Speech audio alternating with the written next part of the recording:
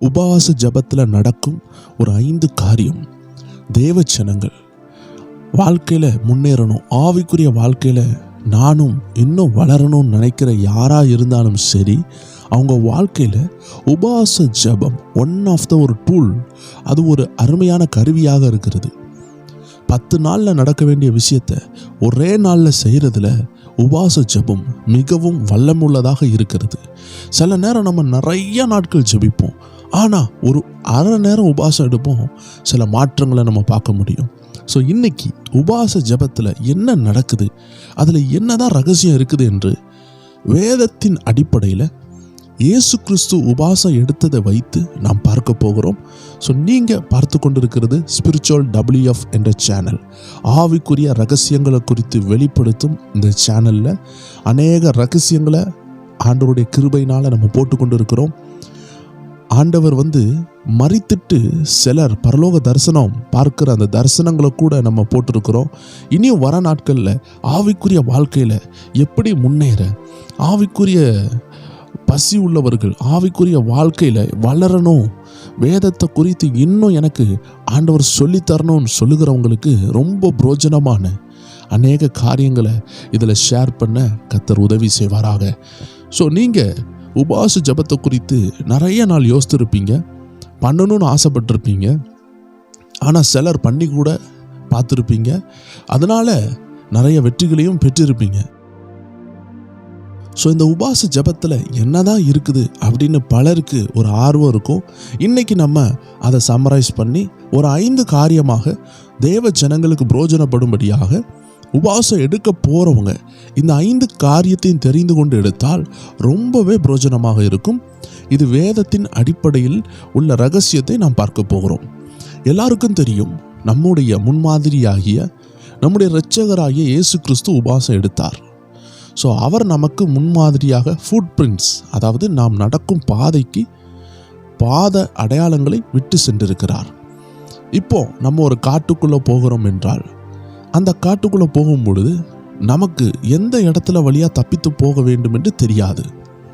அநேகர் காட்டு பாதையில் போகும் பொழுது மிருகத்தினுடைய கால் தடம் எங்கே இருக்குன்னு பார்ப்பார்கள். அந்த கால் தடத்தை தொடர்ந்து போவார்கள். அது ஒரு ஆற்றண்டையில் இல்லை குளத்தண்டையில் கொண்டு போய்விடும். இல்லை என்றால் அந்த குளத்தண்டையில் பார்க்கும் பொழுது சில மனிதர்களுடைய கால் தடம் இருந்தாலும் அந்த கால் தடத்தை பின்தொடர்ந்து போனால் எங்கேயோ மனிதர்கள் குடியிருக்கிற இடத்திற்கு அது கொண்டு போய்விடும். இதே போல நமது இரட்சகர் இயேசு கிறிஸ்து நமக்கு நிறைய ஃபுட் பிரிண்ட்ஸ், பாத அடிஸ்தான அந்த ஃபுட் பிரிண்ட்ஸை விட்டு போயிருக்காரு. பாதத்தினுடைய அந்த பாதம் படிந்த அநேக ஃபுட் பிரிண்ட்ஸ் நமக்காக விடப்பட்டிருக்கிறது. நாம் அதை கவனித்து பார்த்தால் அவருடைய பாத அடையாளத்தில் நாம் நடந்து நம் வாழ்க்கையில் சாதிக்க முடியும். நீங்கள் எந்த போராட்டத்தில் இருந்தாலும் உபவாச ஜெபம் அந்த இடத்துல ஒரு அருமையான இன்ஸ்டன்ட் ஹீலிங், அதாவது உடனடி தீர்வை கொண்டு வரக்கூடிய வல்லமை உள்ளது. பழைய ஏற்பாட்டில் ஏராளமான பேர் உபவாசம் பண்ணினார்கள். உபவாசம் மேனா தன்னை தாழ்த்துறதுக்காகவும் தேவனுடைய சத்தத்தை கேட்கறதுக்காகவும், தேவன் உடனடியாக ஆக்ஷனில் இறங்க, கிரியையில் இறங்க தேவ ஜனத்துக்கு இருக்கிற ஒரே ஆயுதம் உபவாசமாக இருந்தது. ஆனால் இந்த புதிய ஏற்பாட்டில் இந்த உபவாசம் என்ன நடக்குது, அது எப்படி செயல்படுது என்று நாம் சின்னதாக பார்க்க போகிறோம். இது ஒரு சின்ன டாபிக் தான். தேவ ஜனங்கள் கவனமாக கேட்டிங்கன்னா உங்களுக்கு நல்லா புரியும். முதல்ல லூக்கா 4 எடுத்துக்கோங்க. இந்த லூக்கா 4 வீட்டில் இருக்கும் பொழுது, ஃப்ரீயாக இருக்கும் பொழுது வாசித்து பாருங்கள். அங்கே இயேசுநாதர் 40 நாட்கள் உபவாசம் எடுக்கிறார். ஆனால் இந்த உபவாசத்தில் நம்பர் 1 நம்ம கவனிக்க வேண்டிய விஷயம், அவர் பரிசுத்த ஆவியானவரால் நடத்தப்படுறாரு. எல்லா தேவ ஜனமும் உபவாசம் எடுக்கணும்னு நினைக்கிற யாராக இருந்தாலும் சரி, முதல்ல you want to led by the holy spirit, பரிசுத்த ஆவியானவரால் நடத்தப்பட வேண்டும்.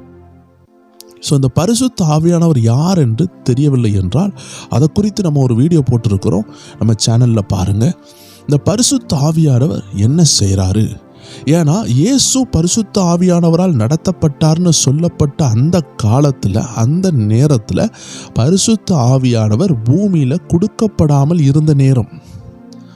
அந்த நேரத்திலேயே உபவாசம் பண்ணும் பொழுது அவர் பரிசுத்த ஆவியானவரால் நடத்தப்பட்டார்.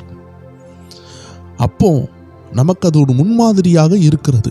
ஏன்னா இந்த உபவாச ஜெபத்தில் என்னன்னா நிறையா போராட்டம் இருக்கும். சில நேரம் அது மக்களுக்கு ஃபீல் பண்ண முடியாது, ஆனால் சில நேரம் நன்கு ஃபீல் பண்ண முடியும். ஒரு அரை நேரம், ஒரு நாள், 3 நாள் போடும் பொழுது அது தெரியாத போல இருக்கலாம். ஆனால் ஒரு 7 நாள், இல்லை ஒரு 14 நாள், இல்லை ஒரு 21 நாள், இல்லை ஒரு 40 நாள் போடும் பொழுது, அது ஒரு லாங் ஃபாஸ்டிங்காக இருக்கும் பொழுது நம்ம சரீரம் ரொம்ப சோர்வாகும், நம்ம மைண்டு ரொம்ப சோர்வாகும். சில நேரம்லாம் இந்த உபவாசத்தில் ஜெபித்து கொண்டு இருக்கிறவங்க ரொம்ப சோர்வுக்குள்ளே மாட்டிடுவாங்க. இல்லை ஏதாவது சொப்பனம் பார்த்து அந்த சொப்பனத்தில் சாப்பிட்ற மாதிரி பார்த்து எப்பண்டா இது முடியும்னு சொல்லி நாட்களை தள்ள ஆரம்பிச்சிருவாங்க. அவங்களுக்கு அந்த உபவாசம் மேலே உள்ள அந்த தாகம் போயிடும், வேதத்தை தியானிக்க வேண்டிய அந்த மனசு போயிடும், ஜெபிக்க வேண்டிய மனசு போயிடும். நம்ம கடந்த வீடியோவில் பார்த்தோம். யாராவது அந்த கடந்த வீடியோவை பார்க்காம இதை பார்க்குறீங்கன்னா இது முடிந்த உடனே உபவாச ஜெபத்தின் ரகசியம் என்ற வீடியோவை பாருங்கள். அதில் தெளிவாக நான் போட்டிருப்போம். என்ன போட்டிருப்போம்னா, உபவாச ஜெபம் தேவனை மாற்றாது, அது நம்மளை தான் மாற்றுது. நமக்குள்ளே இருக்கிற எல்லா அடைப்புகளையும் மாற்றுது. உலக காரியங்களை மாற்றி தேவனுடைய சத்தத்தை இன்னும் ஷார்ப்பாக நம்ம கிட்ட கொண்டு வருது. ஒரு ஸ்டவ்வில் லோ ஃப்ளேம் இருக்கும், ஹை ஃப்ளேம் இருக்கும். லோ ஃப்ளேமில் வைக்கும் பொழுது ஒரு ரைஸோ இல்லை ஒரு குழம்போ அது கொதிக்கிறதுக்கு டைம் எடுக்கும். ஆனால் ஹை ஃப்ளேம் அதிகமாக அந்த ஃபயரை கூட்டும் பொழுது சாப்பாடு எல்லாம் என்ன ஆகுது, விறகு சும்மா கதன்னு எரியும் பொழுது சோறு கொதிக்கிறதுனாலும் சரி, குழம்பு ரெடி ஆகுறதுனாலும் சரி, அது விறகடுப்புனாலும் சரி, அது கேஸ் ஸ்டவ்னாலும் சரி, அது எலக்ட்ரிக் ஸ்டவ்னாலும் சரி, எல்லாத்துலேயுமே கூடவும் குறைக்கவும் முடியும். விறகடுப்பில் 2 விறகை வெளியே எடுத்துட்டு அது குறைஞ்சிரும். கூட்டணுன்னா 2-3 விறகை போட்டு இன்னும் கொஞ்சம் நல்லா அதை ப்ளோ பண்ணி விட்டால் இன்னும் விறகடுப்பு ஸ்ட்ராங்காக பற்றும். எலக்ட்ரிக் ஸ்டவ்ஸ்லாம் அதோட ஸ்பீடை இன்க்ரீஸ் பண்ணால் இன்க்ரீஸ் ஆகும். இதே போல் நம்ம ஜெபத்தினுடைய ஃபயரை, ஜெபத்தினுடைய ஃபோர்ஸ், தேவன் மேலே உள்ள அன்பு, வைராக்கியம் எல்லாத்தையும் கூட்டுறது தான் அந்த உபவாசத்தில் நடக்குது. மெயினாக பிசாசானவன் சோதிப்பான். ஸோ நம்ம ஃபஸ்ட்டு பார்த்தது பரிசுத்த ஆவியினால் நடத்தப்பட வேண்டும். அதை தான் லூக்கா 4:1 சொல்லுது. இயேசு பரிசுத்த ஆவியினாலே நிறைந்தவராய் யோர்தானை விட்டு திரும்பி ஆவியானவராலே, நல்ல கவனமாக பாருங்கள், ஆவியானவராலே வனாந்தரத்துக்கு கொண்டு போகப்பட்டு. வனாந்தரத்தில் என்ன நடந்துச்சு? அதுதான் உபவாசத்தின் ரகசியம். எல்லாருமே உபவாசம் எடுக்கும் பொழுது இதை கண்டிப்பாக எதிர்பார்க்கலாம். ஏனால் இயேசு ஒன்றை செய்கிறார் என்றால் அதற்கு பின்னாடி 1000 ரகசியம் இருக்கும். அவர் என்றுமே தான் செய்வதை தன் பிள்ளைகள் செய்வார்கள் என்று நினைத்துதான் செய்வார். அவரை போல சிலுவையில் பாடுபட முடியுமா என்று கேட்டால், அவரை போல நம்ம சிலுவையில் அறையப்படலை. ஆனால் ஆண்டு சொன்னார், என்னை பின்பற்றுகிறவன் தன் சிலுவையை ஏற்றுக்கொண்டு வர வேண்டும். சிலுவையில் நம்ம ஆசை இச்சைகளை அறைய வேண்டும். அவரை மாதிரி நம்ம சரீரத்தில் அறையப்படுறோமோ இல்லையோ, நம்ம ஆசை இச்சைகளை அறைய வேண்டும். கலாத்தியர் 2:20 பவுல் சொல்லுகிறார், நான் அல்ல, இனி கிறிஸ்துவே எனக்குள்ளே இருக்கிறார், நான் சிலுவையில் அறையப்பட்டிருக்கிறேன். அப்படி என்றால் இயேசு செய்த எல்லாமே செய்ய அவர் விரும்புகிறார். இயேசு சொன்னார், என்னை விசுவாசிக்கிறவன் என்னிலும் பெரிய காரியங்களை செய்வான். அப்படின்னா இயேசு ஒன்றை செய்கிறார்னா அது முன்மாதிரியாக அவர் வைக்கிறார். ஸோ நம்ம இந்த உபவாச ஜெபத்திலையும் நம்ம சிலதை கற்றுக்கொள்ள முடியும். அதில் நம்பர் 1 தான் பரிசுத்த ஆவியானவரால் நடத்தப்பட்ட அனுபவம். வேதத்தில் பலர் பரிசுத்த ஆவியானவரால் நடத்தப்பட்டிருக்கிறார். அதே போல் புதிய ஏற்பாட்டிலையும் நிறைய பேர் நடத்தப்பட்டிருக்கிறாங்க. லூக்கா 2 கூட பரிசுத்த ஆவியானவர் கொடுக்கறதுக்கு முன்னாடி, பரிசுத்த ஆவியானவர் பூமியில் வர்றதுக்கு முன்னாடி ஒரு சிலர் மேலே தான் பரிசுத்த ஆவியானவர் இருந்தார். அதில் பார்த்தீங்கன்னா லூக்கா 2:27 சொல்லுது, அவன் ஆவியின் ஏவுதலினாலே தேவ ஆலயத்தில் வந்திருந்தான். யாரை பற்றி சொல்லுதுன்னா, அங்கே ஒரு அருமையான சிமியோன்னு சொல்லக்கூடிய ஒரு வயது முதிர்ந்த தகப்பனார் இருக்கிறார். அவரை குறித்து சொல்லுது. அவர் இயேசுவை பார்க்கறதுக்காக வந்திருந்தார். ஸோ அவர் சும்மா வரல, மாம்சமும் ரத்தமும் அவரை போக சொல்லலை, அவருடைய அறிவு அவரை போக சொல்லலை, அவருடைய ஆவியின் ஏவுதல், பரிசுத்த ஆவியானவர் அவருடைய ஆவியில் ஏவுதல் கொடுக்குறாரு, அவர் வாராரு. ஸோ தேவ பிள்ளைகள் எதுலேயுமே ஆவியின் ஏவுதல் தேவைப்படுது. ஒரு ஊழியம் செய்ய போனாலும் ஆவியின் ஏவுதல் வேணும். பேதுரு பாருங்க, அவர் மேல் அறையில் இருக்கிறாரு, பரிசுத்த ஆவியானவர் சொல்கிறாரு, உன்னை தேடி ஒரு 3 பேர் வாராங்கன்னு சொல்கிறாரு. வெளியே போய் பார்க்குறாரு, 3 பேர் இருக்கிறாங்க. பிலிப்போ கூட பாருங்களேன், பிலிப்புன்னு சொல்லக்கூடிய தேவ மனிதன். பரிசுத்த ஆவியானவர் சொல்கிறாரு, அந்த ரதத்தோடு இணைந்து கொள். அங்கே ஒருத்தன் வசனம் தெரியாமல் இருக்கிறான், போய் வசனத்தை சொல்லிக் கொடுன்னு சொல்கிறாரு. அதுதான் பரிசுத்த ஆவியானவரால் நடத்தப்படுற அனுபவம். விசேஷமாக இயேசு கிறிஸ்து பரிசுத்த ஆவியினால் நடத்தப்பட்டார். ஸோ நீங்கள் உபவாசம் எடுக்கணும்னு நினைக்கிறீங்களா, முதல்ல பரிசுத்த ஆவியானவர் உங்களை நடத்துவார். நான் கடந்த வீடியோவில் சொல்லியிருந்தேன், 2 நாள் 3 நாள் கூட பிரச்சனை இல்லை, அது நீங்கள் எடுக்கிறீங்கன்னா அது உங்கள் உடம்புக்கும் நல்லது தான். ஆனால் 7 நாள் எடுக்கும் பொழுது, 14 நாள் எடுக்கும் பொழுது அநேகருக்கு அநேக பிரச்சனைகள் இருக்கும் உடம்புல. அப்போ பரிசுத்த ஆவியானவரால் நடத்தப்பட்டால் அவர் எல்லா பிரச்சனையும் சமாளிச்சுக்கிடுவார். ஆனால் நடத்தப்படலைன்னா பாதி வழியில் நமக்கு பயம் இருக்கும். ஐயோ, நமக்கு உடம்புல புரோட்டீன் ஒழுங்காக ஏறாது, ஐயோ எனக்கு எலும்பு பிரச்சனை இருக்குது, ஐயோ எனக்கு சுகர் இருக்குது, எனக்கு பிபி இருக்குது, எனக்கு என்ன நடக்குமோ என்று பயத்திலே நம்ம உபவாசம் என்ன ஆயிரும், பயந்து போயே எடுத்து விடுவோம். அதனால் பலவீனம் உள்ளவர்கள் நீங்கள் பரிசுத்த ஆவியின் ஆலோசனையை கேட்க வேண்டியதான். பரிசுத்த ஆவியானவர் எடுன்னு சொல்கிறாரா, உங்களை சிருஷ்டித்தவர் உங்களை கைவிட மாட்டார். அதனால்தான் நமக்கும் பரிசுத்த ஆவியானவருக்கு ஒரு கனெக்ஷன் தேவை. ஸோ அதனால் தேவ ஜனங்களே, நம்ம ஆண்டவர் ஒரு கொடுமையான ஆண்டவர் கிடையாது. எல்லாரும் உபவாசம் எடுக்கணும் அப்போதான் விடுதலை அப்படின்னு கிடையாது. நீதிமான் விசுவாசத்தினால்தான் வாழ போகிறான். இந்த வேத வசனம் தான் அவனை வாழ வைக்க போகுது. ஆனால் சில நேரம் நமக்கு தெளிவான லீடிங் கிடைக்காது.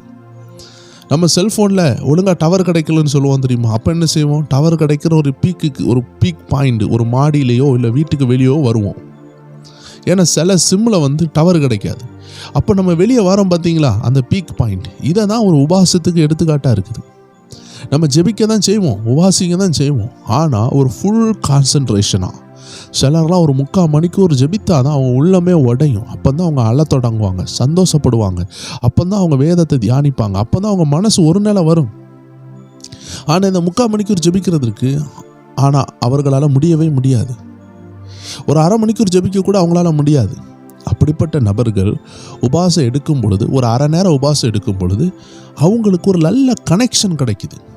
அப்போ இந்த 1/2 நேரம் உபவாசம் எடுக்கும் பொழுது பரிசுத்த ஆவியானவருடைய ஒரு நடத்துதல் கிடைக்கும். அதை அப்படியே 1 நேரமாக 3 நேரமாக, அப்படியே 1 நாளாக 2 நாளாக 3 நாள் எடுக்கும் பொழுது நமக்கு நல்ல ஒரு ஃபெல்லோஷிப் கிடைத்து விடும். அதற்கு தான் நம்ம ஆவிக்குரிய வாழ்க்கையை ஷார்ப்பாக்குறதுக்கே ஒழிய உபவாச ஜெபம் நம்மளை பரிசுத்தமாக மாற்றுமா கேட்டால், உபவாச ஜெபத்தில் போயிட்டு அசுத்தமாக மாறினவங்க இருக்கிறாங்க. ஏன்னா உபவாச ஜெபம் விஷயம் அல்ல, உபவாச ஜெபத்தில் பங்கேற்கிற நபர் பயத்தோடு எடுக்கலாம். உபவாச ஜெபத்தில் சினிமா பாட்டு கேட்டவங்க இருக்கலாம். உபவாச ஜெபத்தில் அவன் தேவையில்லாததை பேசினவங்க, சண்டை போட்டவங்க, பிறரை மன்னிக்காதவங்க, இப்படி கூட இருக்கிறாங்க. வைராக்கியத்தில் உபவாசம் எடுப்பாங்க, பிறர் அழியணும்னு சொல்லி உபவாசம் எடுப்பாங்க. இதெல்லாம் கேட்கப்படுமா தெய்வ ஜனமே? கண்டிப்பாக கேட்கப்படாது. ஸோ உபவாசம் எடுத்து தன்னை அழிக்கிறவங்களும் இருக்கிறாங்க. ஸோ உபவாசம் உங்களை மாற்றும்னா அது கண்டிப்பாக மாற்ற தானே செய்யணும். ஸோ உபவாசம் நம்மளுடைய வாழ்க்கையில் நம்ம சிந்தனையை மாற்றும், நம்ம ஜெபிக்க உதவி செய்யும், நம்ம சிந்தனை கொஞ்சம் ஃப்ரீ ஆகும், தேவனோடு உறவாட உதவி செய்யும். ஸோ உபவாசம் தேவனை மாற்றும் என்றால் அது அவரை மாற்றாது, நம்மளுடைய ஆவிக்குரிய வாழ்க்கையை இம்ப்ரூவ் பண்ண உதவி செய்கிறது. ஸோ அதனால் பரிசுத்த ஆவினால் நடத்தப்பட்டால் உங்கள் உபவாசம் சக்ஸஸாக இருக்கும். உபவாசத்தில் ஏகப்பட்ட சோதனைகள் உண்டு, அதில் ஜெயிக்கிறதுக்கு ரொம்ப உதவியாக இருக்கும். ஸோ இப்போ நம்ம ரெண்டாவது காரியம் பார்க்க போகிறோம். நம்பர் 2, டெம்டேஷன், சோதனை. ஏன்னா உபவாசம் நீங்கள் பரிசுத்த ஆவியானவரால் நடத்தப்பட்டு எடுத்தால் 2வது காரியம் சோதனை உண்டு. சோதனை வந்தால் சாதனை உண்டு. வருகிற நாட்களில் இந்த ஆவியானவரால் நடத்தப்படுகிறது எப்படி, சோதனையை ஜெயிப்பது எப்படி, எல்லா காரியமும் ஆண்டோடைய சித்தமானால் நம்ம பார்க்கலாம். இப்போ உபவாச ஜபத்தில் நடக்க போகிறது சோதனை. நீங்கள் வாலிப பிள்ளைகள்னா வாலிப பிள்ளைகளுக்கு உள்ள சோதனை வரும். நீங்கள் ஒரு தாயார்னா ஒரு தாயாருக்கு ஏற்ற சோதனை வரும். நீங்கள் ஒரு தகப்பன்னா தகப்பனுக்கு ஏற்ற சோதனை வரும். நீங்கள் வயது முதிர்ந்தவங்கன்னா வயது முதிர்ந்த ஒரு சோதனை. ஐயோ, என் கடைசி காலத்தில் யாரு கவனிப்பா, என் பிள்ளைக்கு இன்னும் அது நடக்கலையே, என் பேர பிள்ளைக்கு இது நடக்கலையேன்னு சொல்லி அப்படிப்பட்ட கவலைகள் வரும். வாலிப பிள்ளைகள்னா ஐயோ என் எதிர்காலம் என்ன ஆகும், இல்லைன்னா இச்சையான சில போராட்டங்கள் எதுனாலும் வரலாம் வாலிப பிள்ளைகளுக்கு. கொஞ்சம் வயது முதிர்ந்தவர்கள் திருமண ஸ்டேஜில் உள்ளவங்க, திருமணம் ஆனவர்கள், இப்படிப்பட்டவர்களுக்கு ஐயோ எனக்கு என்ன வேலை இருக்கும், என்ன வருமானம் இருக்கும், நான் எப்படி வீடை கட்டுவேன், இந்த எல்லா பிரச்சனையும் ஜெயிக்கிறதுக்கு நம்ம ஆவிக்குரிய கனிகளை பயன்படுத்தணும். அன்பு, சந்தோஷம், சமாதானம், நீடிய பொறுமை, தயவு, நற்குணம், விசுவாசம், சாந்தம், இச்சை அடக்கம், இந்த அருமையான கனிகளை நம்ம யூஸ் பண்ணோன்னா ஜெயித்திடலாம். போராட்டம், இச்சை வருகிறதா, இச்சை அடக்கத்துக்குள்ளே நம்ம போக வேண்டும். பசி வருகிறதா, பசி ஒரு இச்சை தான், அந்த இச்சை அடக்கத்தில் நம்ம இருக்க வேண்டும். உலக ஆசைகள், ஐயோ அது வாங்கணும் இது வாங்கணும், அந்த இச்சைகளை அடக்க வேண்டும். தேவ ஜனம் வசனத்தினால் அதை ஜெயிக்க வேண்டும். ஓகே, இப்போ டெம்ப்டேஷன். ஏசப்பா உபாசம் எடுக்கும்போது பிசாசானவன் வருகிறான். உங்களுக்கு தெரியும் அந்த 3 விதமான சோதனை. இதை குறித்து இன்னொரு நாள் நம்ம பார்க்கலாம். சோதனையை சாதனையாக எப்படி மாற்றினாரு, அந்த சோதனைக்குள்ள என்ன சாராம்சம் இருக்குது, எப்படிப்பட்ட சோதனையை இயேசுட்ட அவன் கொண்டு வந்தான், அதற்கு பின்னாடி இருக்கிற மாயை என்ன என்று இன்னொரு பதிவில் நம்ம கண்டிப்பாக பார்க்க போகிறோம். இன்றைக்கி நம்ம டெம்பரரியாக சோதனை, அந்த சோதனையை மட்டும் நம்ம பார்க்குறோம். அந்த சோதனை எப்படினாலும் இருக்கலாம். எல்லாருக்கும் இந்த இயேசுக்கு வந்த சோதனையின் சாராம்சம் தான் வரும். இயேசுவுக்கு வந்த சோதனை வரும் நான் சொல்லவில்லை. இயேசுனுடைய சோதனைக்குள்ளே ஒரு சாராம்சம் இருக்குது. அந்த சாராம்சத்தை நம்ம இன்னொரு பதிவில் பார்க்க போகிறோம். என்ன தான் உங்களுக்கு போராட்டம் வந்தாலும் நான் சொல்ல போகிற அந்த 3 சாராம்சத்துக்கு உள்ளே தான் வரப்போகுது. தேவ ஜனங்கள் அடுத்தடுத்த பதிவுகளை கவனமாக கேளுங்கள், உங்களுக்கு கண்டிப்பாக பிரயோஜனமாக இருக்கும். இது தெரிந்தால் நீங்கள் சோதனையை ஈஸியாக ஜெயித்துடுவீங்க. உங்களுக்கு உங்கள் வீட்டுக்குள்ளாடி ஏதோ ஒரு எல்லையிலேருந்து ஒரு எலி வீட்டுக்குள்ளே வருது, பட் எங்கேருந்து வருதுன்னு தெரியல. இல்லை கொசுவாக வீட்டுக்குள்ளே வருது, நைட் நேரம் எல்லாம் கொசுவாலெல்லாம் போட்டு மூடி தான் இருக்குது, எங்கேருந்து வருதுன்னு தெரியலை. ஆனால் ஒரு குறிப்பிட்ட நேரத்தில் நீங்கள் கண்டுபிடிக்கிறீங்க. ஒரு சிசிடிவி கேமரா வைக்கிறீங்க, எல்லா இடத்துலையும் வைக்கிறீங்க. ஒரு எடுத்துக்காட்டுக்கு சொல்கிறேன், எங்கேருந்து இந்த கொசுகள் வருது, இல்லை எங்கேருந்து இந்த எலி வருது, இல்லை எங்கேருந்து இந்த பாம்பு வருது, நீங்கள் கேமரா வைக்கும் பொழுது உங்களுக்கு அதில் தென்பட்டு விடும். இப்போ தென்பட்டு விட்டால் எங்கேருந்து வருதோ அந்த ஓட்டையை நீங்கள் எளிதில் அடைத்து விடலாம். இதே போல தான் இயேசு கிறிஸ்துவனுடைய போராட்டத்துக்குள்ளே இருந்த சாராம்சம் என்ன, இன்றைக்கி உபவாசம் பண்ண போகிற எல்லாருடைய வாழ்க்கையில் இதே சாராம்சத்தை தான் இந்த பிசாசு என்பவன் கொண்டு வருகிறான். ஸோ அதை நம்ம இன்னொரு பதிவில் பார்ப்போம். தெய்வ ஜனங்கள் காத்திருங்க, ஜெபிங்க, நம்ம கண்டிப்பாக நம்ம அதை பார்க்கலாம். ஸோ இப்போது அந்த சாராம்சம் என்ன என்று நாம் பார்க்கவில்லை, பட் ஆனால் சோதனை குறித்து பார்ப்போம். சோதனை, எல்லாருக்கும் சோதனை உண்டு. சோதனையை ஜெயிக்க ஆவிக்குரிய கனிகளை உபயோகப்படுத்த சொன்னேன். ஆனாலும் சோதனையை நம்ம தவிர்க்கவே முடியாது. ஏன்னா நம்ம சின்ன வயதில் இருந்து இன்னைக்கு வரைக்கும் வேலை செஞ்சாதான் நமக்கு சாப்பாடு. அப்படி என்றால் என்ன, உழைக்காதவனுக்கு உணவில்லை, படிக்காதவனுக்கு பணம் இல்லை. அப்படிதான் இந்த உலகம் போய்கொண்டு இருக்கு. பரீட்சை எழுதாதவனுக்கு உயர்வும் இல்லை. ஒவ்வொரு வருஷம் படிக்கிறாங்க பிள்ளைகள், 1ஆம் கிளாஸ் 2ஆம் கிளாஸ், எல்லா வருஷமும் கடைசியில் ஒரு எக்ஸாம் இருக்கும் பாருங்க. இத்தனை ஆண்டு படித்ததனுடைய எக்ஸாம். ஸோ நம்ம இந்த உலக வாழ்க்கையிலேயே எக்ஸாம் இருக்குது, இன்டர்வியூ இருக்குது. ஒரு ஃபயர் சர்வீஸில் சேரணுன்னா அந்த ஃபயர் சர்வீஸுக்குள்ளே டெஸ்ட் இருக்குது. ஒரு ஆர்மியில், ஒரு பட்டாளத்தில் சேரணும், ஏர்ஃபோர்ஸில் சேரணும், அதுக்கு ஒரு ட்ரைனிங் இருக்குது. இதே போல் தேவச்சனமே ஆவிக்குரிய வாழ்க்கையிலையும் போராட்டம் இருக்குது. உங்களுக்கு தகுந்த போராட்டம் இருக்கு. வசனம் சொல்லுது, திராணிக்க மேலே ஆண்டு சோதிக்கப்பட விட மாட்டாராம். உங்களுக்கு போராட்டம் வரும், உங்கள் திராணிக்கு தக்கதாக வரும். 5 கிலோவை தூக்கக்கூடியவங்களுக்கு 5 கிலோவுக்கு ஏற்ற போராட்டம், 50 கிலோவை தூக்கக்கூடியவங்களுக்கு 50 கிலோ தூக்கக்கூடிய போராட்டம். ஏன்னா 50 கிலோவை நீங்கள் தூக்கி காமிச்சிட்டிங்கன்னா அதுக்கு அடுத்த ரேஸில் நீங்கள் 55 கிலோவை போக போகிறீங்க, 60 கிலோவை புஷ் பண்ண போகிறீங்க. 5 கிலோ ஜெயித்தவன் அடுத்த பரீட்சையில் 10 கிலோ ஜெயிப்பான். ஸோ வாழ்க்கையில் உயர வேண்டிய அவசியம் இருக்கிறது. ஆவிக்குரிய போராட்டங்களை ஜெயிக்க வேண்டிய நிர்பந்தம் உண்டு. நீங்கள் ஒரு ஆவிக்குரிய போராட்டத்தை ஜெயிக்காமல் போனால் அந்த போராட்டம் உங்கள் தலைமுறையும் தாக்கும். ஒரு எடுத்துக்காட்டு சொல்லுகிறேன். நீங்கள் ஒரு 1.5 லட்சம் ரூபா கடன் வாங்கியிருக்கிறீங்க. பைபிளில் கூட கடன் வாங்கின ஒரு தீர்க்கதரிசி அவர் மரித்து விடுகிறார். ஆனால் அந்த கடன்காரங்க பிள்ளையையும் மனைவியையும் குடும்பப்படுத்துகிறாங்க. வீடை ஜப்தி பண்ணி அவர்களை கை களவுமாக கொண்டு போகலாம் என்று வந்திருந்தார்கள். ஆனால் தீர்க்கதரிசியால் ஆண்டவர் பாதுகாப்பை அனுப்பினார். ஸோ இதே போல நம்ம ஒரு கடன் வாங்குறோன்னா நமக்கு ஒரு சேதாரம் ஆச்சுன்னா அது நம்ம குடும்பத்தை பாதிக்கும். கடன்காரங்கள் நம்ம குடும்பத்தை பாதிப்பார்கள். எத்தனை தகப்பன் இந்த மாதிரி மதித்திருக்கிறாங்க. இந்த ஊழிய அனுபவத்தில் ஏராளமான நபர்களை பார்த்துருக்கிறேன். அப்பா கடன் வாங்கிட்டு மறித்துருவாங்க, இல்லை அம்மாவுக்கு ஒரு பிரச்சனை ஆகிவிடும், அதனால் கடன் வாங்குவாங்க. இவர்கள் திருமணம் ஆன பிறகு இவர்களுடைய பிள்ளைகளும் அந்த கடனினால் பாதிக்கப்படுவாங்க. அப்பா மறித்த நேரத்தில் இவர்கள் பாடுபட்டார்கள். இப்போ அம்மாவுக்கு உடம்பு சரியில்லைன்னு சொல்லி ஒரு வாலிப சகோதரன் கடன் வாங்குறான். கடன் வாங்கி ஒரு 8 லட்சம் ரூபா செலவாகுது. இப்போ இவன் திருமணமாகிறான். இவனுடைய பிள்ளை சின்ன பிள்ளை, அது ஸ்கூல் படிக்கும்.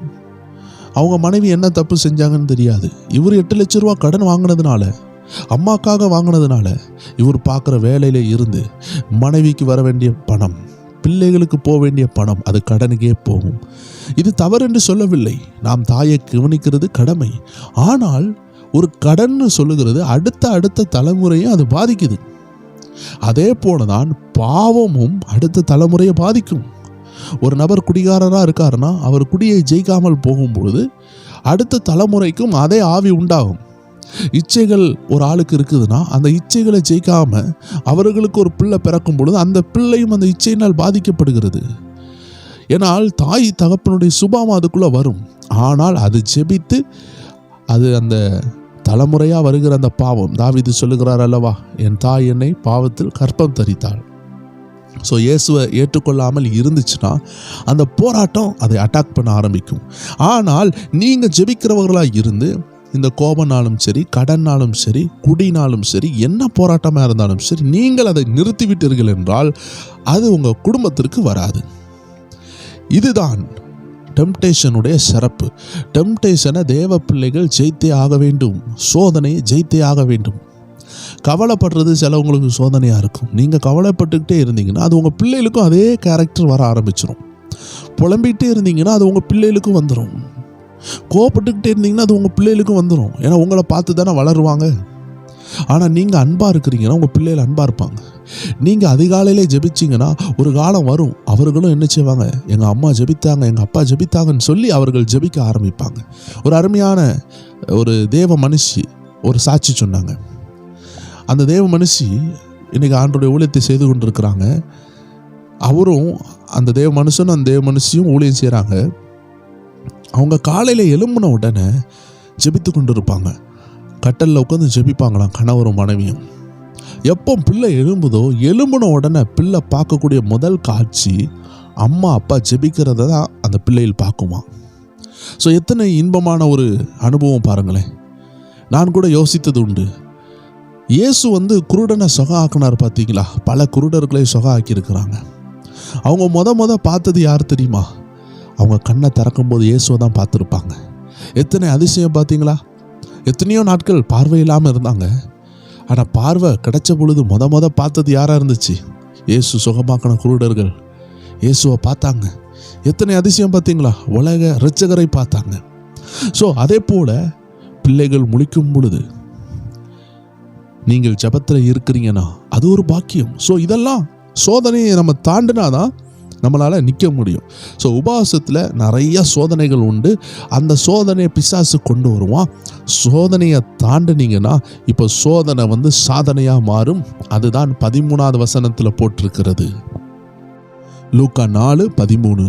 பிசாசானவன் சோதனையெல்லாம் முடித்த பின்பு சில காலம் அவரை விட்டு விலகி போனான். இதுதான் 3வது விஷயம். சோதனைக்கு பிறகு ஒரு சாதனை.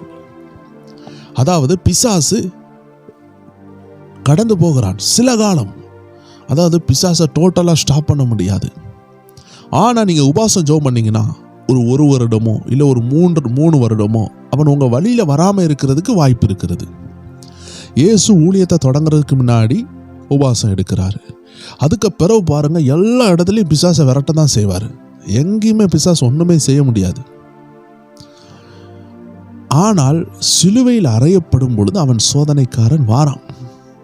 கடைசியாக என்ன செய்கிறான்? கெத்செமனே தோட்டத்தில் ரொம்ப போராட்டம் தான். சிலுவையில் அறையப்படும் பொழுது கூட பிசாசுக்கு சந்தோஷமாக இருந்திருக்கும். அந்த நேரத்தில் அவன் விசிட் பண்ணியிருப்பான். இந்த பேஷன் ஆஃப் கிரைஸ்டில் கூட இயேசு சிலுவையில் அறையப்படும் பொழுது ஒரு பிசாசு அப்படி மூவ் ஆகிற மாதிரி ஒரு காட்சி நமக்கே அது உணர முடியும். ஸோ இயேசு சிலுவையில் அறையப்படும் பொழுது அவன் வந்திருக்கலாம்.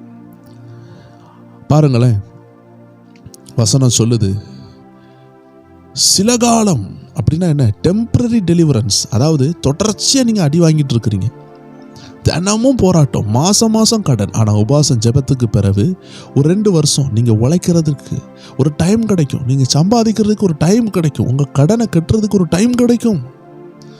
கல்யாண விஷயத்தில் போராட்டமா ஒரு உபவாச ஜெபம் எடுத்தீங்கன்னா திடீர்னு ஒரு ஃப்ரீடம் உண்டாகும். வீட்டில் நீங்கள் பார்க்கலாம், ஒரு விடுதலை உண்டாக முடியும். நல்ல தீர்மானம் எடுக்க விடுதலை உண்டாகும். யாரை சூஸ் பண்ண தீர்மானம் எடுக்க ஒரு நல்ல தெளிவு உண்டாகும்.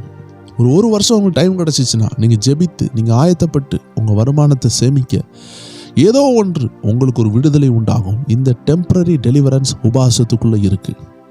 அதிகமாக உபவாசம் எடுக்கிறவங்க இப்போ 1 வருஷத்துக்கு இந்த டைம், அதாவது நீங்கள் உபவாசம் பண்ண எஃபெக்ட் ஒரு வருஷத்துக்கு இருக்குதுன்னா, அந்த டைம் முடியும் போது திரும்பி உபவாசம் பண்ணிங்கன்னா திரும்பியும் எக்ஸ்டெண்ட் ஆகும்.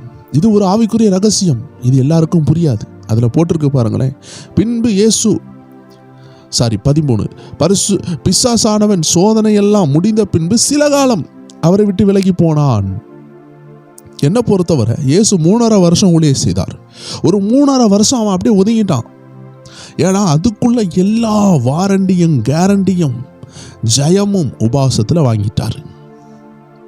உபவாசத்தில் அவனை தோக்கடித்தார்.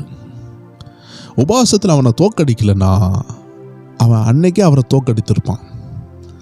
அவன் தோக்கடிக்கப்பட்டதுனால இப்போ என்ன ஆகிவிட்டு, அவன் சில காலம் ஒதுங்கி போக வேண்டிய சூழ்நிலை வந்துவிட்டு. ஸோ நம்பர் 3, நீங்கள் சோதனையை தாண்டிட்டீங்கன்னா ஒரு சாதனை இருக்குது. பிசாசானவன் சில காலம் உங்களை விட்டு மறைவான். கண்டிப்பாக தொடர்ந்து 18 வருஷமாக இல்லை 20 வருஷமாக தாக்கி கொண்டு இருக்கிறானா, நீங்கள் ஒரு அரை நேரம் உபவாசம் தொடங்கி பாருங்கள். நிறைய பேருக்கு ஒரு டவுட் இருக்கும், நான் சுகர் பேஷண்ட், எனக்கு இது இருக்குது அது இருக்குது. அரை நேரம் நீங்கள் தாராளம் எடுக்கலாம். ஆனால் அதுவுமே முடியலன்னா, விசேஷமாக பலவீனம் உள்ளவங்களுக்கு நான் சொல்லுகிறேன், ஒரு 2 டீ குடிச்சிக்கலாம், பால் குடித்துக்கலாம். இல்லை உங்களுக்கு ரொம்ப தலை சுத்தாயிரும், உபவாசம் எடுக்கணும்னு பயங்கர ஒரு லீடிங் இருக்குது அப்படின்னா, ஒரு லிக்விடு பேஸ்டான ஒரு ஃப்ளூயிடு பேஸ்டான ஏதாவது ஒன்று குடிச்சிக்கலாம். ஏன்னா உங்கள் வயிற்றுக்குள்ளாடி உங்கள் வயிறை நிரப்பி உங்களை தூக்கம் வர வைக்கிற லெவலில் எதையுமே போடாமல் இருந்தால் நலமாக இருக்கும். அருமையான ஃபாதர் பெக்மான்ஸ் அவங்க சொல்லுவாங்க, அவங்க அனுதின ஃபாஸ்டிங் எடுக்கிறாங்க. அவர் அழகாக சொல்வார், 4 இட்லி சாப்பிட வேண்டிய இடத்துல 2 இட்லி சாப்பிட்றேன்ப்பா, நான் 2 பிளேட்டு சாப்பிட வேண்டிய இடத்துல 1 பிளேட்டு சாப்பிட்றேன். நைட்டு சாப்பிடும்போது 3 சப்பாத்தி சாப்பிட வேண்டிய இடத்துல 1 சப்பாத்தி சாப்பிட்றேன். அப்போ இது டெய்லி லைஃப்பில் நம்ம ஃப்ளெஷ்லி ஆக்டிவிட்டீஸ், நம்ம மாம்சத்தை பூஸ்ட் பண்ணக்கூடிய, நம்மளை வெயிட் போட வைக்கக்கூடிய இந்த உணவுகளை இப்படியும் குறைக்கலாம். இதை தானியல் ஃபாஸ்டிங்னு சொல்லுவாங்க. ஆனால் இது வேதத்தில் இருக்கான்னு கேட்டால் இது மறைமுகமாக எழுதப்பட்டிருக்குது. தானியல் ராஜாவுடைய எல்லா போஜனத்தினாலும் தன்னை கரைப்படுத்தாதபடி நல்ல ஒரு காய்கறி சார்ந்த உணவுகளை சாப்பிட்டார். ஸோ இது தன்னை தீட்டுப்படுத்தாமல் இருந்தது என்று வேதத்தில் பார்த்து கொள்ளலாம். இதே மாதிரி தான் நம்ம இந்த உலகத்தில் இருக்கக்கூடிய எல்லாத்தையும் சாப்பிட்டு நம்ம வயிறை நிரப்புறதை காட்டிலும் நமக்கு தேவையானதை கொஞ்சம் சாப்பிட்டுட்டு நம்ம ஹார்ட் ஃப்ரீயாக இருக்க, நம்ம வயிறும் ஃப்ரீயாக இருக்கும், மைண்டும் ஃப்ரீயாக இருக்கும். ஆனால் ஃபுல்லாக சாப்பிடும்போது தூக்கமாக வரும். ஸோ அதனால தான் இந்த சுகர் பேஷண்ட் இப்படிப்பட்டவங்களுக்கு விசேஷமாக சொல்கிறது, நீங்கள் அரை நேரம் எடுக்கலாம். அந்த அரை நேரையும் உங்களால் முடியவில்லை என்றால் ஓட்ஸ் லிக்விடு, உப்பு போட்ட ஓட்ஸ் லிக்விடு, இல்லை என்றால் ஏதாவது ஒரு கூழ் நீங்கள் கண்டிப்பாக குடிக்கலாம். தவறே கிடையாது, ஆண்டு இறக்கம் உள்ளவர். ஆனால் இந்த டயபெட்டிக்ஸ், இந்த சுகர், இப்படிப்பட்ட வியாதிகள் இல்லாதவங்களுக்கு நான் சொல்கிறது என்னவென்றால், நீங்கள் ஒரு அரை நேரம் எடுக்கிறதுனால உங்களுக்கு ஒன்றுமே ஆகாது. இன்டர்மீடியட் ஃபாஸ்டிங்னு சொல்லி உலகத்தில் 16 மணிக்கூர்லாம் எடுத்துக்கொண்டு இருக்கிறாங்க வெயிட் லாஸ் பண்ணுறவங்க. அதனால் உடம்புக்கு ஆரோக்கியம் தான் சொல்லப்படுகிறது. ஆனால் இந்த 8 ஹவர்ஸ் 16 ஹவர்ஸ்ன்னு சொல்லுகிறது தொடர்ச்சியாக எடுக்கும் பொழுது அது மேக்ரோ மைக்ரோ நியூட்ரிஷன்ஸை பாதிக்கும் என்று ரிசர்ச் சொல்லுது. ஆனால் தேவ பிள்ளைகள் வாரத்தில் ஒரு நாள் அரை நேரம் எடுக்கிறது, ஒரு நாள் எடுக்கிறது, 1.5 நாள் எடுக்கிறது, 2 நாள் எடுக்கிறது, அது உங்களுக்கு ஆண்டவர் நடத்துகிற லீடிங்கை பொறுத்து இருக்குது. ஸோ வியாதி உள்ளவங்களுக்கு ஒரு பிரச்சனை இல்லை, அவங்க ஏதாவது குடிச்சு எடுக்கிறதுல தவறு கிடையாது. ஆனால் வாயால் கடித்து சாப்பிட்டு உள்ளே போகிறது வயிறு நிரப்பும். ஆனால் ஒரு சின்ன ஒரு கூழ் குடிக்கிறீங்க, ரொம்ப வியாதியில் இருக்கிறீங்க, ஆனால் உபவாசம் எடுக்கணும்னு வாஞ்சியாக இருக்குதுன்னா தாராளம் நீங்கள் குடிக்கிறதுனால உங்கள் மனசாட்சி உங்களை குத்தாமல் இருந்தால் உங்களுக்கு பிரச்சனையே இல்லை. அநேகர் பயந்து கொண்டு இருப்பாங்க. நான் சொல்லுகிறது வியாதி உள்ளவங்களுக்கு. ஆனால் வியாதி இல்லாதவங்க அரை நேரம்னாலும் ட்ரை பண்ணி பாருங்கள். என்னுடைய வாழ்க்கையில் நான் அப்படி தான் தொடங்கினேன். அரை நேரம், 1 நாள், 2 நாள், 3 நாள், 10 நாள், 20 நாள், அப்படி தான் படிப்படியாக தான் 40 நாள், இப்படி தான் ஆண்டவர் கூட்ட வைத்தார். எல்லாருக்கும் முடியும். நீங்கள் கண்டிப்பாக உபவாச ஜெபம் எடுக்கும் பொழுது சோதனையை கரெக்டாக டீல் பண்ணலாம். இல்லைன்னா சோதனை வரும். ஒரு டெஸ்ட்டை ஜெயிக்கிறதுக்கே நீங்கள் 6 மாதம் ஆக்குவீங்க. 40 நாளில் ஜெயிக்க வேண்டிய விஷயத்த ஒரு டெஸ்ட்டு, இப்போ இயேசுக்கு 3 டெஸ்ட் வருது, அதில் ஒரு டெஸ்ட்டு ஜெயிக்கிறதுக்கே நீங்கள் 6 மாதம் ஆக்கிட்டு இருப்பீங்க. சிலவங்க 6 வருஷம் ஆக்கிட்டு இருப்பாங்க. அப்போ நம்ம உபவாசம் பண்ணும் பொழுது நம்ம கான்சன்ட்ரேஷன், நம்ம ஃபோக்கஸ் எல்லாம் ஒரே இடத்துல வருது. நம்ம கரெக்டாக பிசாசினுடைய யுத்தத்தை ஜெயிக்கிறோம். நீங்கள் உபவாசம் எடுக்கும் பொழுது நிறைய சோதனை இருக்கும். கடன்காரன் பிரச்சனை பண்ணிகிட்டு இருப்பான், உங்கள் விசுவாசத்தை சோர்ந்து போக பண்ணுவான், கடன் கேட்டுக்கொண்டு இருப்பாங்க, வேலைக்கு போக முடியாது தான். உபவாசம் எடுக்கும் பொழுது லீவு போட்டிருப்பீங்க, ஐயோ வேலைக்கு போயிடவான்னு தோணும். இதுதான் டெம்ப்டேஷன். இதை தாண்டிட்டிங்கன்னா இதை முடிஞ்ச உடனே ஆண்டவர் நல்ல வேலை வாய்ப்பை தருவார். அந்த கடனை கட்டி முடிக்க போகிறீங்க, அவ்வளோதான். ஆனால் அந்த உபவாசத்தை தடை பண்ணிவிட்டு நீங்கள் போனீங்கன்னா அதே சம்பளத்தில் அதே மாதிரி திரும்பியும் கஷ்டப்பட்டு இருப்பீங்க. கொஞ்சம் ரிஸ்க் எடுத்து உபவாசம் பண்ணிட்டீங்கன்னா உங்களை அறியாமலே கதவு திறக்கும். அது உபவாசம் முடிந்த உடனே திறக்கணும்னு அவசியம் கிடையாது, ஆனால் திறக்கும். நீங்கள் காத்திருக்கும் பொழுது உங்கள் கண்களுக்கு அது தென்படும். உங்களுக்கு ஆண்டவர் புரிய வைப்பார். இத்தனை ஆண்டுகளாக நான் உபவாசம் எடுக்கிறேன், ஜெபிக்கிறேன், முடிந்த உடனேலாம் அற்புதம் நடக்காது, ஆனால் நடக்கும். அது என்னால் உணர முடியும். இன்னைக்கு நான் சொல்ல முடியும், அன்னைக்கு போட்ட உபவாசங்கள் தான், அன்னைக்கு போட்ட 40 நாள் 20 நாள் தான் எனக்கு உள்ள சோதனைகளை மாற்றி இன்னைக்கு சாதனையாக மாற்றி கொண்டிருக்குது. இன்னைக்கு உபவாசத்துக்கு எதிராக நிறைய பேர் இருக்கலாம், ஆனால் இயேசுநாதர் சொன்னதை நம்ம ஃபாலோ பண்ணணும். புதிய ஏற்பாட்டில் அப்போஸ்தலர் நடபடிகள் 13வது அதிகாரத்தில் சீசர்கள் உபாசித்தார்கள்.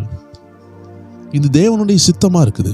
சரி, நம்பர் 4 என்ன நடக்குதுன்னா, லூக்கா 4வது அதிகாரம் 14வது வசனம் சொல்லுது, பின்பு இயேசு ஆவியானவருடைய பலத்தினாலே கலிலேயாவுக்கு திரும்பி போனார். பார்த்தீங்களா, ஆவியானவருடைய ஒரு அவுட் போரிங் நமக்கு உண்டாகும். 40 நாள் மோசே பாருங்க, ஆண்டோடைய பிரசன்னத்துக்குள்ள 40 நாள் இருந்த பொழுது எப்படி ஒரு சூரியன் கிட்ட இருந்து ஒரு நிலா வெளிச்சத்தை எடுத்துக்கொள்ளுகிறது. அநேகருக்கு இந்த ரகசியம் தெரியாது, இந்த சயின்ஸ் தெரியாது. ஆனால் படித்தவர்களுக்கு தெரியும். சந்திரனுக்கு சொந்தமாக லைட்டு கெப்பாசிட்டி கிடையாது. இந்த நிலான்னு சொல்லக்கூடிய இந்த சந்திரனுக்கு அது சூரியனிடத்தில் இருந்து தான் வெளிச்சத்தை வாங்குகிறது. சூரியன் காலையில் பிரகாசமாக அடிக்கும் பொழுது அதனுடைய எல்லா வெளிச்சத்தையும் இந்த சந்திரன் வாங்கி கொள்ளுகிறது என்று ஒரு பாடம் சின்ன வயசுல படித்திருப்பாங்க. ஏன்னா நிலாவுக்கு சுயமா பிரகாசிக்கக்கூடிய சக்தி கிடையாது. அதனால்தான் நீங்க பார்க்கும் பொழுது சில நேரம் அரை நிலா பார்ப்பீங்க. ஏன்னா நிலாவுடைய அறபாகம் சில நேரம் சூரியனால் ஒளி கொடுக்கப்படும், அறபாகம் மறைக்கப்பட்டிருக்கும். அதனால அந்த அறபாகம் மட்டும் வெளிச்சமா இருக்கும். நிலா உருண்டையா தான் இருக்குது, பட் ஏன் அறையா தெரியுதுன்னா, எந்த இடத்துல சூரியன் படுதோ அந்த இடத்துலலாம் வெளிச்சம் இருக்குமே தவிர மற்ற இடத்துல இருக்காது. ஆனால் ஒரு நிலா முழுவதாகவும் சூரியனுக்கு முன்னாடி படும் பொழுது அது முழு நிலாவாக தெரிகிறது. நமக்கு அதுக்கு தான் பேர் வைக்கிறோம், அமாவாசை, பௌர்ணமி, இப்படிலாம் சொல்லி பேர் வைக்கிறோம். ஏன்னா முழு நிலா வரும் பொழுது சூரியனுக்கு நேருக்கு நேர் இருந்து அது வெளிச்சத்தை வாங்கின நாள். அரை நிலா, காநிலா, சின்ன நிலாலாம் வரும். அதுக்கு காரணம் என்ன? நிலா உடைஞ்சு போய்விட்டதா? இல்லை, நிலா வெளிச்சத்தை வாங்க முடியாமல் அது சில நேரம் மறைக்கப்படுகிற நேரமும் காலமும் வரும் பொழுது அது எந்த இடத்துல வெளிச்சத்தை வாங்குச்சோ அந்த இடம் மட்டும் பிரகாசிக்கும். இதே போலதான் மோசையும் உபவாசம் பண்ணும் பொழுது தேவனிடத்தில் உள்ள வெளிச்சம் மோசையினுடைய முகத்தில் டிரான்ஸ்ஃபர் ஆயிட்டு அவர் கீழே இறங்கி வரும் பொழுது ஜனங்களால் அதை பார்க்க முடியல. ஜனங்கள் அவரை பார்த்து பயந்ததுனால அவர் மூஞ்சில் ஒரு முக்காடு போட்டாரு. இதே போல தேவ ஜனமே, பைபிள் சொல்லுது, அந்த பழைய ஏற்பாட்டின் ஊழியமே இவ்வளோ பயங்கரமா இருந்துச்சுன்னா இந்த புதிய ஏற்பாட்டின் ஊழியம் எத்தனை பயங்கரமா இருக்கும் என்று வேதம் கேட்கிறது. அப்படி என்றால் இந்த புதிய ஏற்பாட்டிலையும் வல்லமை உங்க மேலே இறங்கும், தேவனுடைய பிரகாசம் உபவாசத்தில் உங்க மேலே இறங்கும். ஆனால் அது உங்க முகத்தில் தெரியாது. அகத்தின் அழகு முகத்தில் தெரியும் சொன்னாங்க. அது அப்படின்னா என்ன அர்த்தம்? உங்க அகமாகிய இருதயத்துக்குள்ள அந்த வெளிச்சம் வந்துவிடும். இந்த புதிய ஏற்பாட்டில் இருதயத்தில் தான் அந்த ஜொலிக்கும் அந்த வெளிச்சம். உங்கள் இருதயம் ஆவியினால் நிரப்பப்பட்டு விடும். ஸோ தேவ ஜனங்கள் புரிய வேண்டும், அந்த வெளிச்சம் உங்கள் மூஞ்சில் தெரியுமோ இல்லையோ உங்கள் இருதயத்துக்குள்ளே வந்துடும். அதுக்கப்புறம் நீங்கள் பேசினாலே வல்லமை உங்கள்கிட்ட இருந்து வல்லமை கடந்து போகும். ஏன்னா பிசாசை ஜெயிக்கிறதுக்கு இந்த உபாசம் தேவை. அதனால தான் நம்ம கடந்த நாட்களில் பார்த்தோம், இவ்வகையான ஜாதி பிசாசு உபாசத்தினாலும் ஜபத்தினாலுமே அன்றி வேறொன்றுனாலும் போவாது நம்ம கடந்த நாட்களில் பார்த்தோம். அந்த வீடியோவை கண்டிப்பாக நீங்கள் பார்க்கணும், பார்க்காதவங்க. ஒருக்கா கூட சொல்கிறேன், மத்தேயு 17:21 ஒரு பிசாசை சீசர்கள் விரட்ட முடியாத நேரத்தில் இயேசு சொன்னார், இந்த ஜாதி பிசாசு உபவாசத்தினாலும், எப்படி போட்டிருக்காரு பாருங்களேன், இந்த ஜாதி பிசாசு ஜபத்தினாலும் உபவாசத்தினாலுமே அன்றி மற்ற எவ்விதத்திலும் அது புறப்பட்டு போகாது. அப்போ நீங்க ஜெபித்தா, உபவாசம் ஜெபம் பண்ணா பிசாசு ஓடுவான், உங்களுக்குள்ள வல்லமை இறங்கும், உங்களுக்குள்ள கட்டுகள் அழியும். ஸோ முடிந்தவர்கள் உபவாச ஜபத்தில் என்ன நடக்குதுன்னு தெரிஞ்சுக்கொள்ளுங்க, ஜெபியுங்க. ஸோ உபவாச ஜபத்தில் உங்களுக்குள்ள வல்லமை இறங்குனதுனால, பவர் இறங்குனதுனால பரிசுத்த ஆவியானவருடைய பிரசன்னம் பயங்கரமாக இருக்கும். உங்கள் கூட அவர் இருக்கிறத உணர முடியும்.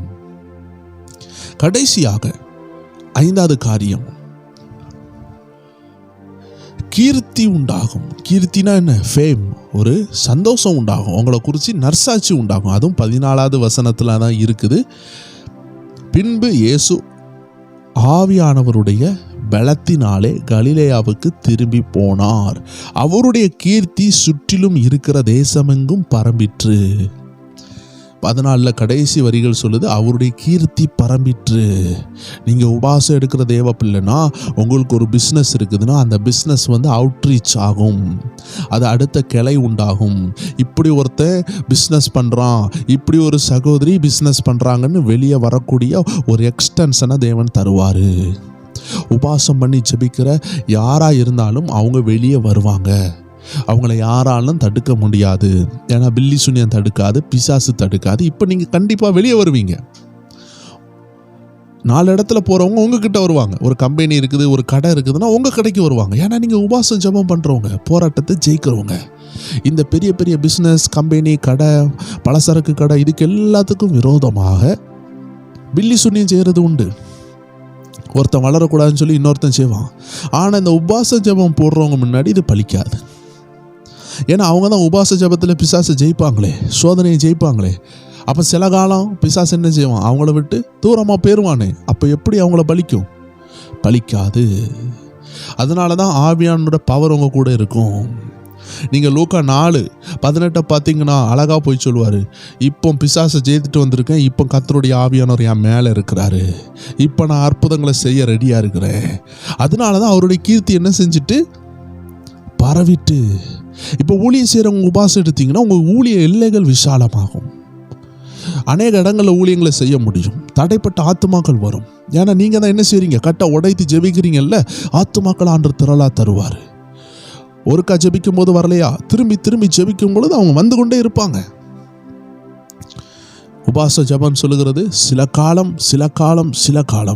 சில காலம் ஒரு டைம் கிடைக்கும். முதல் தடவை பண்ணும்பொழுது ஆத்மா வந்த மாதிரி இருக்காது. ஒரு வருஷம் கழித்து திரும்பியும் பண்ணுவீங்க லாங் பாஸ்டிங், 21 நாள் 40 நாள். ஆனால் அந்த சின்ன பாஸ்டிங்லாம் அடிக்கடி நம்ம பண்ணலாம், 1 நாள் 2 நாள் 3 நாள். ஆனால் அந்த லாங் பாஸ்டிங் சொல்கிறத வருஷத்துக்கு ஒருக்காவோ 6 மாதத்துக்கு ஒருக்காவோ பண்ணால் நல்லது. அப்படி பண்ணும் பொழுது அந்த ஊழியம் வளர்றதை நீங்கள் பார்ப்பீங்க, பிசாசு ஓடுகிறத பார்ப்பீங்க. ஸோ கடைசி காரியம், கீர்த்தி உண்டாகுது.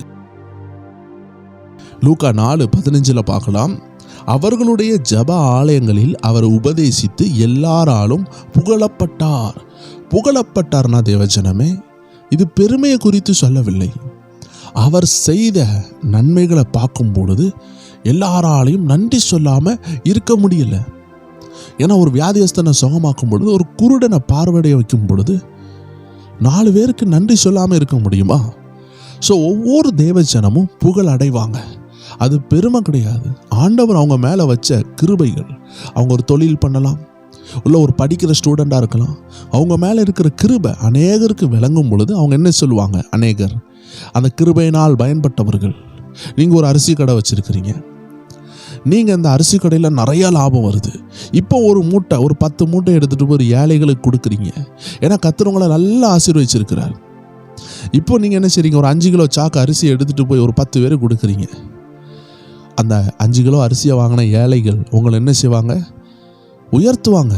தேவனால் ஆசீர்வதிக்கப்பட்டவன், நல்ல தேவ பிள்ளைப்பாது அப்படின்னு புகழ்வாங்க. இந்த புகழ்ச்சியை ஆண்டவர் உங்களுக்கு தருவார்.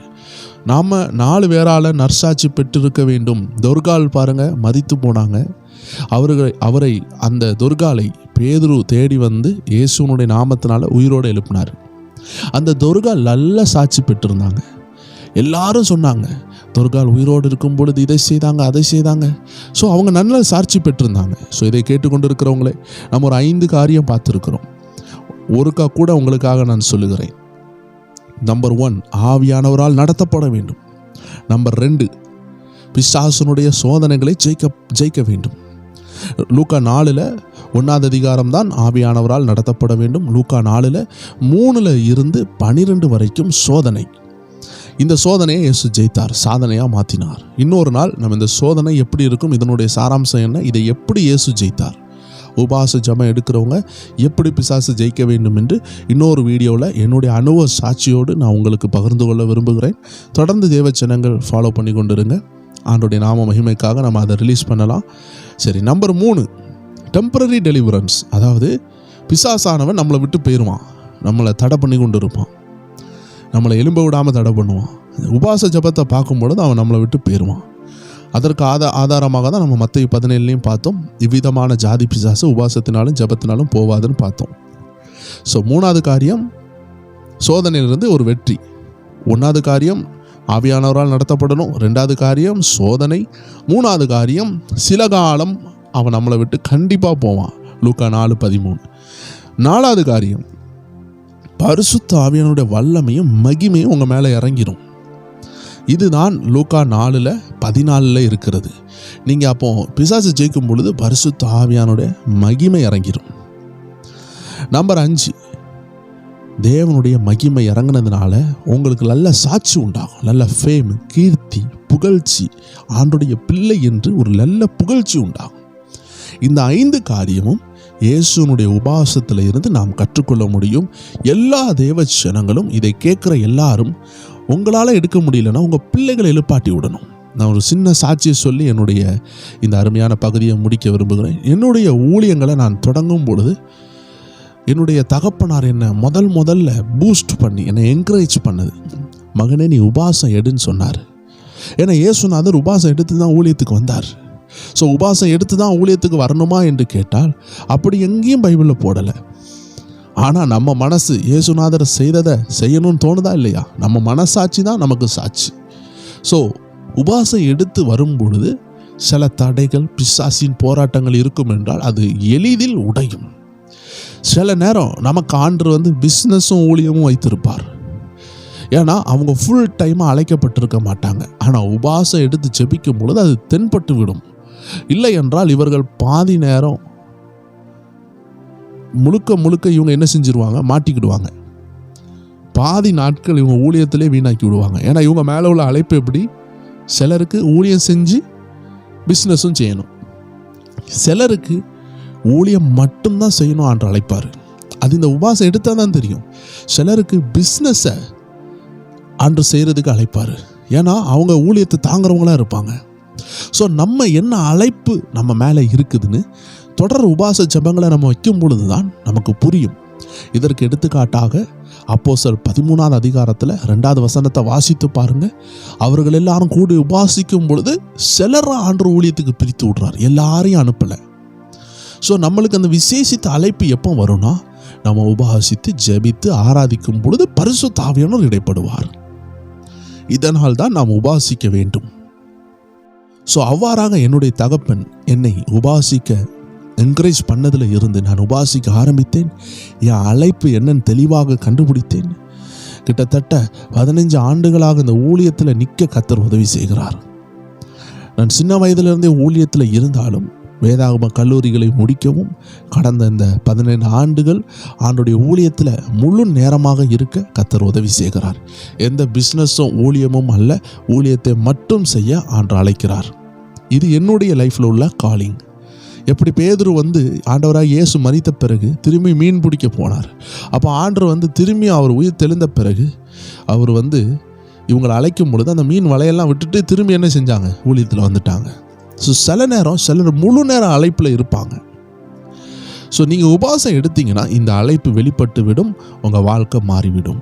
ஸோ இந்த அருமையான நிகழ்ச்சி மூலமாக ஒரு 5 காரியங்களை நீங்கள் தெரிந்து கொண்டீங்க என்று, இதுவும் விளக்கமாக புரிந்திருப்பீங்க என்று நான் விசுவாசிக்கிறேன். இனிமேல் உங்கள் உபவாசம் கண்டிப்பாக மாறுதல் இருக்கும், மாற்றத்தோடு எடுப்பீங்க, விடுதலை பெறுவீங்க, நீங்கள் சாதிப்பீங்க. இனி உள்ள ஜென்ரேஷன் உபவாசம் எடுக்கணும். உபவாசம் தேவனுடைய சித்தம். வெற்றி பெற்ற எல்லா ஊழியர்களும் பயன்படுத்தின ஒரு வல்லமையான ஆயுதம் தான் உபவாச ஜெபம். உங்கள் போராட்டத்திற்கு ஒரு பெரிய சொல்யூஷனாக இது மாறும் என்பதில் சந்தேகமே இல்லை. தேவன் உங்களை ஆசீர்வதிப்பாராக. நீங்கள் இவ்வளோ நேரம் கேட்டுக்கொண்டிருக்கிறது ஸ்பிரிச்சுவல் WF என்ற ஆவிக்குரிய ரகசியங்களை வெளிப்படுத்தும் ஸ்பிரிச்சுவல் வார்ஃபேர் சேனல். இதில் இன்னும் வாழ்க்கையை கட்டக்கூடிய அநேக ரகசியங்களை நம்ம போடுறது உண்டு. எல்லா டியூஸ்டேயும், எல்லா தேர்ஸ்டேயும், எல்லா செவ்வாய்க்கிழமையும், எல்லா வியாழக்கிழமையும் நம்ம தொடர்ந்து போட்டுக்கொண்டு இருக்கிறோம். தேவ ஜனங்கள் இதுக்கு இடைப்பட்ட நாட்களில் போட்டாலும் பார்த்துக்கொள்ளுங்க. கர்த்தர் உங்களை ஆசீர்வதிப்பார்.